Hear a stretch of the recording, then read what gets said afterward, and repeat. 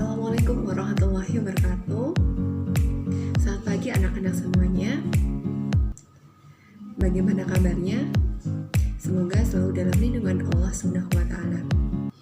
Baik, kembali lagi bersama Ibu Anik untuk belajar akuntansi keuangan. Kali ini kita akan belajar mengenai pengelolaan dana kas kecil atau biasa kita kenal dengan istilah petty cash. Nah, melalui pembelajaran Flip Classroom ini, maka siswa dapat aktif terlibat dalam pembelajaran dan diharapkan mampu mencapai tujuan pembelajaran. Di mana tujuan pembelajaran kali ini yaitu pertama, yaitu mampu menjelaskan pengertian kas kecil, menjelaskan fungsi dan tujuan kas kecil. Yang ketiga, menjelaskan sistematika pencatatan kas kecil, lalu melakukan pencatatan transaksi kas kecil dengan sistem dana tetap, dan yang terakhir, melakukan pencatatan transaksi kas kecil dengan sistem dana tidak tetap. Nah, ini ada kata motivasi untuk kita sebelum memulai pembelajaran. Yaitu jika kamu tidak sanggup menahan lelahnya belajar, maka kamu harus sanggup menahan perihnya kebodohan. Yaitu hadis Imam Syafi'i. Pertama, kita akan belajar mengenai pengertian kas kecil. Kas kecil adalah uang tunai yang disediakan untuk membiayai pengeluaran-pengeluaran yang jumlahnya relatif kecil dan tidak ekonomis jika dibayarkan menggunakan cek. Nah, contohnya itu seperti membayar biaya transportasi, pembelian materai, perangko, pembayaran rekening listrik, air, maupun telepon. Nah, pengelolaan kas kecil ini diperlukan untuk pengendalian pengeluaran kas melalui kas kecil. Kenapa? Karena uang itu mudah sekali dipindah tangankan. Sehingga dalam prakteknya, uang sering menjadi sasaran penyelewengan atau penyalahgunaan oleh karyawan itu sendiri. Nah, karakteristik dari kas kecil yaitu pertama, jumlahnya terbatas. Ini disesuaikan dengan kebutuhan perusahaan itu sendiri. Biasanya jumlahnya antara 50.000 atau 500.000 sampai dengan 5 juta. Kemudian karakteristik yang kedua itu untuk membiayai transaksi rutin yang jumlahnya relatif kecil. Dan yang terakhir, ditangani atau dipegang oleh petugas keuangan di tingkat pemula atau junior kasir. Nah, fungsi kas kecil. Fungsi utama kas kecil adalah menunjang efektivitas aktivitas operasi perusahaan. Karena tidak efektif apabila pengeluaran kas kecil atau pengeluaran perusahaan yang relatif kecil itu dibayar menggunakan cek. Sedangkan fungsi lainnya yang pertama ada fungsi kas, yaitu bertanggung jawab dalam mengisi cek, meminta otorisasi atas cek, dan menyerahkan cek pada pemegang dana kas kecil pada saat pembentukan dan pengisian kembali dana kas kecil. Nah, fungsi yang kedua adalah fungsi akuntansi, yaitu bertanggung jawab atas segala pencatatan yang terjadi terhadap kas kecil, seperti pencatatan pengeluaran, pembentukan, dan lain-lain. Yang ketiga ada fungsi pemegang dana kas kecil. Nah, ini bertanggung jawab atas penyimpanan dana kas kecil, pengeluaran dana kas kecil sesuai dengan otorisasi dari pejabat tertentu yang ditunjuk, dan permintaan pengisian kembali dana kas kecil. Yang keempat ada fungsi pemeriksaan intern, yaitu bertanggung jawab atas perhitungan dana kas kecil atau cash account secara periodik dan pencocokan hasil perhitungannya. Nah, nanti ketika ada pencocokan antara catatan dan kas fisiknya akan terjadi atau bisa diketahui selisih. Bisa selisih lebih maupun selisih kurang. Fungsi yang terakhir adalah fungsi pembayaran tunai, di mana kas kecil digunakan hanya untuk pembayaran tunai yang nominalnya itu relatif kecil.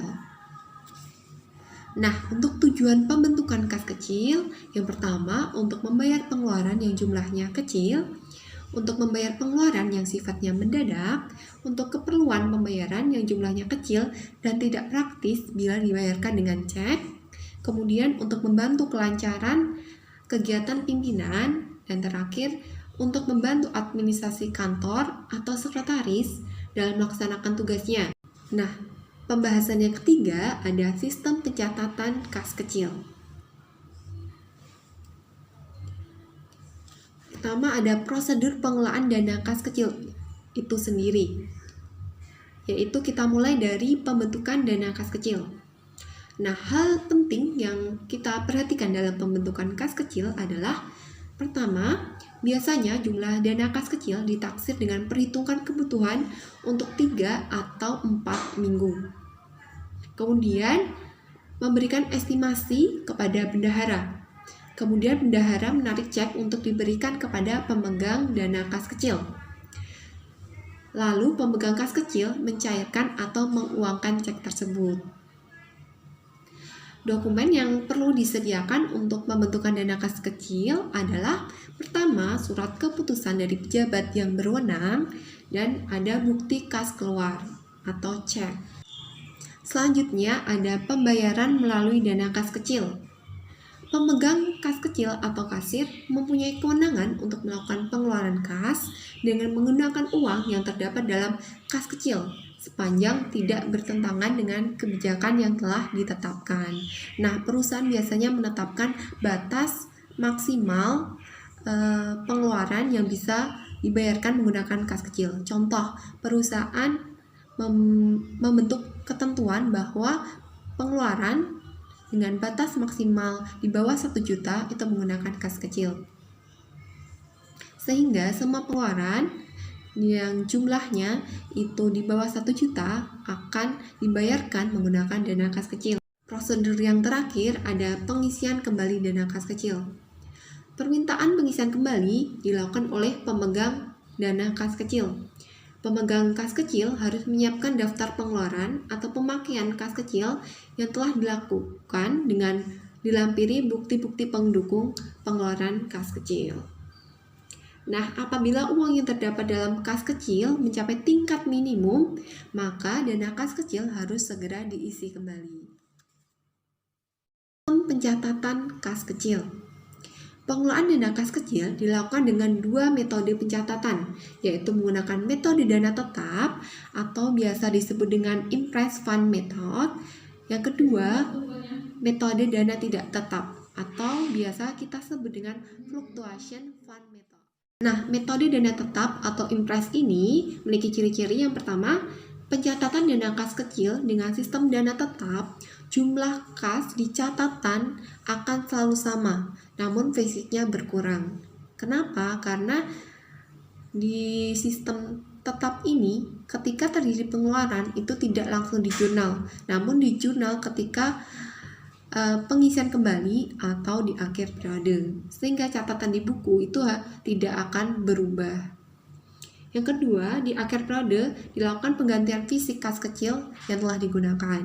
Besarnya penggantian itu sebesar pengeluaran yang telah dilakukan, sehingga saldo kas kecil itu akan selalu sama seperti semula. Yang ketiga, untuk mengetahui sisa uang dalam kas kecil, kasir kas kecil bisa membuat catatan kas kecil. Tetapi perlu diketahui bahwa dalam metode tetap ini, kasir kas kecil tidak mencatat pemakaian dana kas kecil dalam jurnal. Jadi hanya membuat catatan kas kecil, di mana catatan tersebut merupakan catatan intern kasir kas kecil dan tidak dapat dijadikan sebagai dasar pencatatan dalam buku besar. Makanya di akhir periode, ketika menggunakan dana tetap itu diperlukan yang namanya jurnal penyesuaian. Nah, ini ada contoh format dari buku kas kecil. Untuk pencatatan jurnal sistem dana tetap, yang pertama itu ketika pembentukan dana kas kecil. Jurnal yang diperlukan itu kas kecil kita debit, kemudian yang kita kreditkan kas. Yang kedua, itu ketika pemegang kas kecil melakukan pembayaran. Nah, ini yang perlu diperhatikan dan perlu digarisbawahi, sistem dana tetap ini tidak mencatat pengeluaran saat menggunakan dana kas kecil. Yang ketiga, saat pemegang kas kecil menyerahkan bukti pengeluaran kepada pemegang kas besar untuk dilakukan penggantian dan pengisian kembali kas kecil. Nah, jurnal yang diperlukan itu dengan mendebit beban-beban. Semua beban-beban kita debit, kemudian kreditnya adalah kas. Yang keempat, dana kas kecil dianggap terlalu kecil dan perlu ditambah. Ketika penambahan dana ini, jurnal yang kita perlukan adalah debit kas kecil, kemudian kreditnya bisa kas. Nah, yang kelima, dana kas kecil dianggap terlalu besar sehingga jumlahnya perlu dikurangi. Jurnalnya debit kas dan kreditnya kas kecil karena kita mengurangkan saldo dari kas kecil tersebut. Selanjutnya, di akhir periode jika ada pengeluaran yang belum kita catat, maka kita perlu membuat jurnal penyesuaian, yaitu jurnalnya beban-beban yang belum kita catat tadi kita debitkan semuanya. Kemudian kreditnya adalah kas kecil. Ketika kita buat jurnal penyesuaian untuk mencatat transaksi yang belum kita jurnal tadi, maka di awal bulan berikutnya wajib kita membuat jurnal pembalik. Dengan jurnal itu kas kecilnya kita debitkan untuk mengembalikan saldo kas kecil sehingga menjadi jumlah semula. Kemudian kita kreditkan beban-beban yang sudah kita debitkan. Sedangkan pencatatan menggunakan metode dana tidak tetap atau fluctuation atau biasa kita sebut dengan fluktuasi. Itu yang pertama, pemakaian kas kecil oleh kasir kecil itu dicatat dalam jurnal umum biasa ya. Jadi setiap terjadi pengeluaran, kita wajib melakukan penjurnalan. Kedua, dana kas kecil tidak ditentukan dalam jumlah yang tetap, sehingga jumlah penggantian dana kas kecil atau pengisian kembali itu jumlahnya bisa berbeda, disesuaikan dengan kebutuhan perusahaan itu sendiri. Yang terakhir, tidak diperlukan jurnal penyesuaian terhadap akun kas kecil pada akhir periode. Nah, untuk jurnalnya, pertama ketika pembentukan dana kas kecil dengan mendebit kas kecil, kemudian kreditnya adalah kas. Yang kedua, itu saat pemegang dana kas kecil melakukan pembayaran beban-beban. Jurnalnya dengan mendebit beban-beban, semua beban-beban kita debit. Kemudian kreditnya adalah kas kecil sebesar jumlah total dari beban yang kita debitkan tadi. Yang ketiga, pada saat menerima tambahan uang dari pemegang kas besar, yaitu jurnalnya debit kas kecil dan kreditnya adalah kas. Nah, ketika pengisian kembali, jurnal yang kita perlukan adalah debitnya kas kecil, kemudian kreditnya adalah kas. Perbedaan metode tetap dan tidak tetap. Untuk metode tetap, jumlah pengisian kembali dana kas kecil itu sama dengan jumlah pengeluaran atau jumlah untuk pembayaran biaya-biaya sebelumnya. Sedangkan kalau fluktuatif itu jumlah pengisian kembali dana kas kecil itu tidak sama dengan jumlah pengeluarannya. Jadi tergantung kebutuhan perusahaan.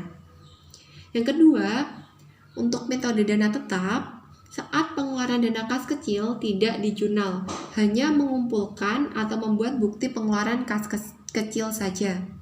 Sedangkan metode fluktuatif atau tidak tetap, pada saat pengeluaran menggunakan dana kas kecil itu harus dijurnal sebesar jumlah yang dikeluarkan. Jurnalnya sama seperti jurnal umum biasa. Yang ketiga, metode dana tetap, saldo rekening dana kas kecilnya itu selalu sama. Sedangkan metode fluktuatif itu saldo rekening dana kas kecilnya itu berfluktuasi atau berubah ketika ada pemasukan atau pengeluarannya. Yang terakhir, metode dana tetap itu perlu disesuaikan di akhir periode. Sedangkan di metode fluktuatif atau tidak tetap, pada akhir periode tidak perlu disesuaikan karena saldonya sudah menunjukkan keadaan yang sebenarnya. Untuk contoh soalnya, yang pertama, ketika pembentukan kas kecil. 1 Juli 2020, PT Sejati membentuk dana kas kecil sebesar 800.000 dengan menarik cek sebesar 800.000. Nah, sistem dana tetapnya itu jurnalnya dengan debit kas kecil 800.000 dan kreditnya kas sebesar 800.000. Untuk sistem dana tidak tetap, jurnalnya masih sama, yaitu debit kas kecil dan kredit kas sebesar 800.000. Yang kedua itu pengeluaran kas kecil. Pada tanggal 14 Juli 2020, pengeluaran kas kecil sampai dengan hari ini sebesar 420.000 dengan rincian membayar telepon 150, bayar listrik 100.000, beban angkut penjualan 80.000, perlengkapan kantor 50.000, dan membayar langganan surat kabar 40.000. Di sistem dana tetap kita tidak perlu membuat jurnalnya. Sedangkan di sistem dana tidak tetap, kita perlu menjurnal dengan debitnya beban telepon 150.000, debit beban listrik 100.000, debit beban angkut penjualan 80.000, perlengkapan 50.000, dan beban langganan surat kabar 40.000. Kita debitkan semua beban-bebannya, kemudian kreditnya adalah kas kecil sebesar total dari jumlah pengeluaran, yaitu 420.000. Yang ketiga, contoh soal pengisian kembali kas kecil. Pada tanggal 15 Juli 2020 dilakukan pengisian kas kecil sebesar 420.000. Nah, di sistem dana tetap ini maka kita perlu menjurnal pengeluaran-pengeluaran yang sudah terjadi sebelumnya, yaitu debitnya itu beban telepon 150, beban listrik 100.000, beban angkut penjualan 80.000, perlengkapan 50.000, beban langganan surat kabar 40.000. Nah, kreditnya ini yang perlu kita perhatikan. Ketika pengisian kembali dengan metode dana tetap, yang perlu kita kreditkan adalah kas ya, akun kas. Sedangkan untuk sistem dana tidak tetap, maka jurnal yang kita perlukan itu kita hanya perlu mendebit kas kecil, kemudian kreditnya kas. Ini sama seperti pembentukan jurnalnya. Contoh soal yang keempat yaitu dana kas kecil dianggap terlalu sedikit. Yaitu contohnya 16 Juli 2020 dana kas kecil dianggap terlalu sedikit atau terlalu kecil sehingga perlu ditambah sebesar 200.000. Nah, jurnal yang kita perlukan ketika menggunakan metode tetap yaitu debit kas kecil dan kreditnya adalah kas sebesar 200.000. Sedangkan untuk sistem dana tidak tetap, jurnalnya masih sama, yaitu debit kas kecil dan kreditnya kas sebesar 200.000. Contoh yang kelima, yaitu transaksi yang belum dicatat. Tanggal 31 Juli 2020 diadakan tutup buku, dan ternyata pengeluaran sampai dengan tanggal tersebut belum dicatat sebesar 250.000, yang terdiri dari pembayaran air, perlengkapan, dan beban pertemuan.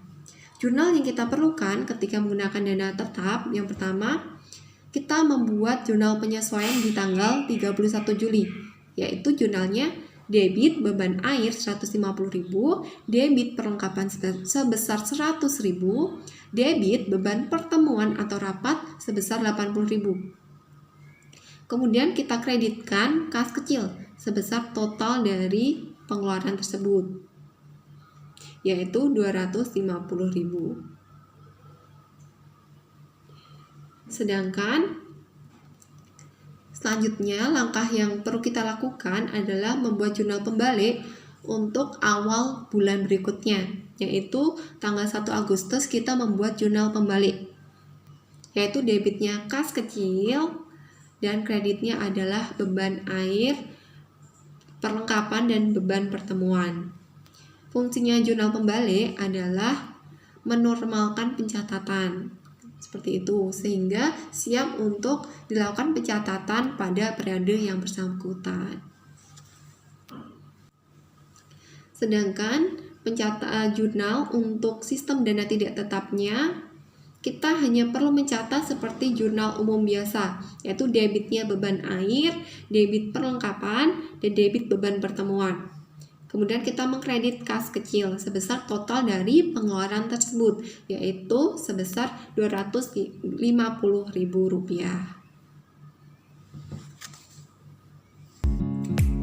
Baiklah, setelah mempelajari materi melalui video ini, silahkan kalian mengasah kemampuan materi kali ini dengan mengerjakan tugas yang sudah Ibu upload melalui Microsoft Teams. Silakan kerjakan sesuai dengan perintah yang ada di dalamnya. Selanjutnya, untuk pertemuan minggu depan, kita akan melakukan diskusi melalui Microsoft Teams, dan di akhir pertemuan akan diadakan tes evaluasi atau kuis. Jadi, Ibu harap kalian sudah mempelajari materi sebelum datang ke kelas. Selamat melanjutkan belajar.